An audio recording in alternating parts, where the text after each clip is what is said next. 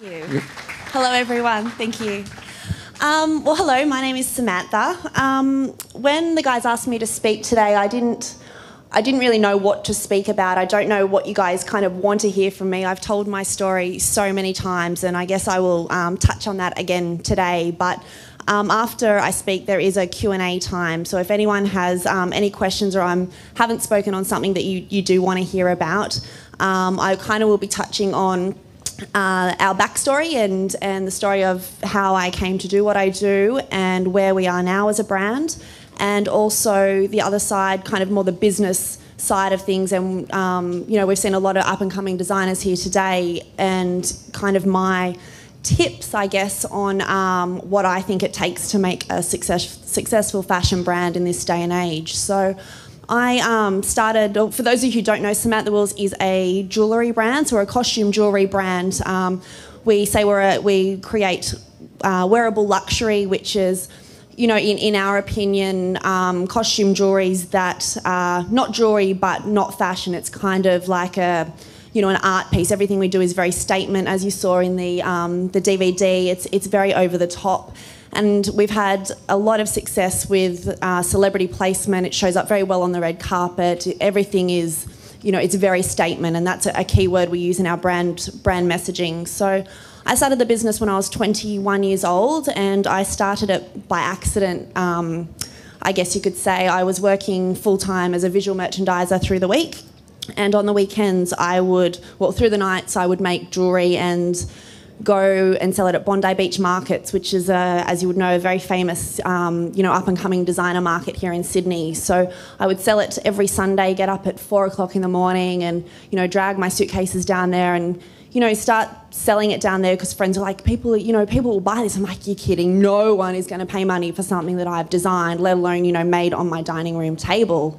And it kind of got to the point where I was doing that for a year and still working throughout the week, and I was making more money by the end of the year, one day's work on a Sunday at the markets than in my full-time job. So a friend of mine at the markets was showing a few different brands at Australian Fashion Week, actually in this building, and there's an element, there was back then, I'm not even sure if there still is now, where it's called The Source, and it's like a trade show where designers can show their collections. And I thought, you know what, I'll give it a shot. How much is it going to cost? He's like, well, it's the size of a door and you can have it for $500. And I was like, $500? That's like a whole week at the market. So, all right, maybe, I'll spend the $500 and hopefully make back, one order to cover the costs. And so went in there. I think the jewellery was stuck on cork boards covered in fabric or something. I don't think I even had lookbooks or line sheets. And at the end of the 4 days, we'd written $17,000 worth of orders. And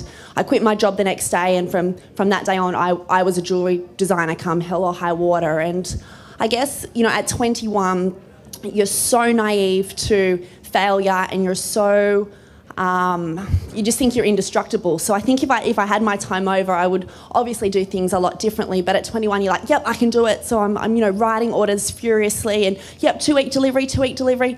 Then I got home and I've got these $17,000 worth of orders written, and I'm like, oh my God, I have to make $17,000 worth of jewellery and get it out to stores in this 2-week delivery. So the next 2 weeks was like caffeine fueled. Anyone who kind of walked through the door, it's like, bead this, string this, and it happened. And with family and friends, we kind of got all this jewellery out the door, and that was the start of Samantha WILLS Accessories. So over the next, I'm 28 years old now, over the next, 2 to 3 years, I still did everything myself, from, designing, making, shipping, cleaning, sales, telephone, everything. And I had this little kind of sunroom off my bedroom at the time that was kind of the office / production / packing room. And, it was even at a stage where you kind of, you answer the phone and you don't say your name, you're kind of like, hello, Samantha WILLS Designs. And they're like, oh, we're after the accounts department. So I'm kind of like, please hold. And then, hello accounts, and it's, you've got a different pseudo name, and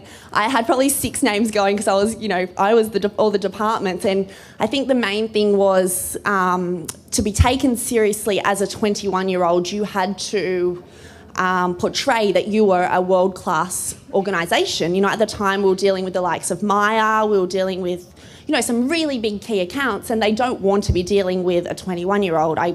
went in to show a collection once, and they're like, "So we don't deal with the intern. We'll wait till Samantha gets here." And I was kind of like, "Well, sorry, so I am Samantha." And it was, it's really hard to be taken seriously, essentially as a kid. So, I made up these pseudonames and, trying to run this company. Anyway, it got to 3 years in, and I physically couldn't do any more myself. Like the company wasn't growing. You looked at the bottom line every year, and excuse me, it wasn't through lack of hard work or dedication. It was just like I couldn't do any more to grow the company. So I started bringing on staff, one by one, and over the next, 2 years, it grew and grew and grew, and you could see it growing, and you kind of get over this point where, to me, a label is when you take what you do as a hobby, you put a collection together, you sell it, and then you go, all right, well, are we going to be a label or are we going to be a brand? And the difference to me is, taking that step and being really serious about what you do. And I don't say it disrespectfully because I spent a lot of years being a label and,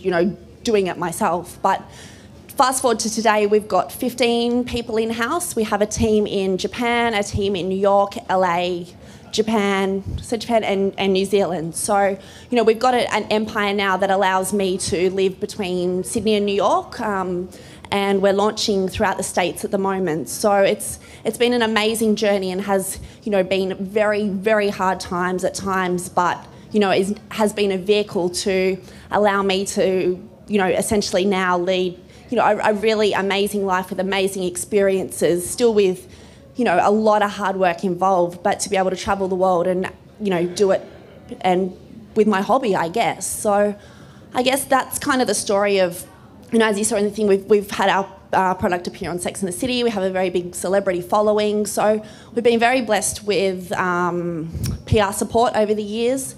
And I think that, in such a saturated market as we are in today, whether it's accessories or fashion or, whatever category in the fashion industry you're in, it's such a saturated market that if you cannot differentiate yourself, I guess, and, kind of go above what your competitors are offering.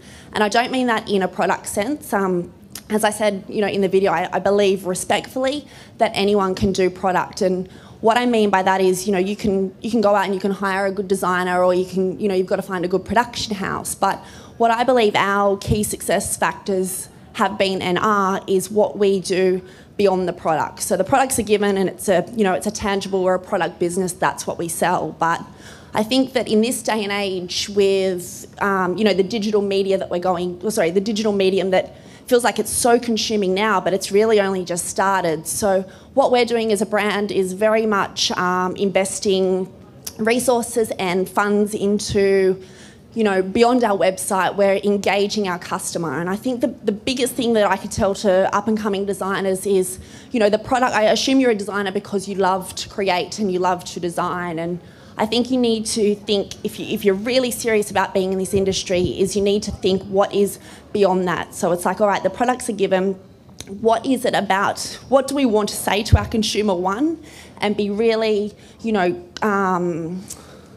be really sure in your mind so your staff can be really sure what your key brand messages are. So, the way that your staff answer the phone is a huge thing on how, you actually communicate with your consumer. Once you call your name a brand, your brand, your name, which I saw a lot of the designers here today have chosen that avenue, it makes it extremely personal. So, like if, for example, we're running late on a shipment or something, an online shipment, people don't go home and go, the Samantha WILLS warehouse didn't ship my order today. They're like, Samantha didn't ship my order today, or she's running late on whatever it is. So it's very personal to me, one, because it's my name, but I can't stress how the digital era is giving your consumer literally a platform and a megaphone to talk about your brand. So it's kind of, if you're going to believe the good that people, tweet about you, Facebook about you, talk about you online, you also have to equally engage them as you would engage someone that's saying something bad about your brand. And I think that, that is, what makes a brand reputable, and what makes them, create trust with a customer, that you're being very honest in your delivery, I guess. And, one of the things that we look at with with digital, it's kind of like, you know, where a conversation, the traditional conversation is now the digital world. And if you're having a traditional conversation with someone and someone's talking to you using your name and you don't engage them or you don't answer them, it's the epitome of rudeness. And we kind of look and go, well, what's the difference if someone's talking about you or talking about your brand online and you don't engage them? It's literally saying to your customer, you know, I don't want to talk to you. So we're investing very heavily in making sure that our consumers are engaged. You know, things beyond the product where, you know, we have a thing on our Facebook site, which is how do you wear your SW? So it's kind of, you know, send us in pictures of you in wherever you are, you know, how do you wear your SW? How do you style it? How do you, you know, what does it look like on you? And we've had such an overwhelming response to that because people, as human beings, we want to, one, be heard and two, be validated. So if they're, you know, one, we're wanting something off them and they feel validated for that, and then people are commenting on it and they feel good about themselves. So that's kind of, you know, an example on what has nothing to do with a saleable product or pushing product on people. It's engaging your consumer and, you know, inviting them essentially into what we call the world of SW. So that's probably one of the main things that I would say is just, you know, what is it beyond product that allows your consumer to have an emotional connection, or if, you know, if you're not a designer, you know, talking to friends of yours that are designers and helping them out in regards to brands you like and what is it about that brand that you like. So does that make sense? Yeah. So that's pretty much, you know, that's our story in a nutshell and kind of what we're focusing on as a brand going forward. We're also very conscious, you know, of what we're doing in the States at the moment, and you know, as you roll a brand out worldwide, respectfully, people don't say, you know, if we roll out through Europe in the next 3 years, they don't say, oh, you know, what's your distribution or where are you stocked in Australia? They say, you know, where are you stocked in the States, or what celebrities are wearing your brand? So the other thing with, you know, growing a brand, I guess, is being very strategic and taking the right opportunities and, you know, taking every opportunity but being very strategic at how you execute those. So moving forward as a brand, we're spending a lot of time in America and focusing there, but still, you know, taking our Australian consumer on the journey with us, because it's been, you know, they've been with us since day one, and it's a very loyal consumer base that we have, and it's something that we, you know, we don't treat our consumer as we dictate to them. We treat our consumer with the same respect we would, for example, a fashion stylist. So, you know, when we put collections out, we don't say this is how you have to wear it. It's more like, you know, here's a collection of accessories, show us how you want to wear them. So that's pretty much what we're doing as a brand. And if anyone's got any questions or wants to grab me afterwards, if you don't want to ask questions now, I'd be more than happy to answer anything. So, anyone? Honey, you are an absolute inspiration. Oh, thank you so much for that. My pleasure, my pleasure. Guys, a round of applause.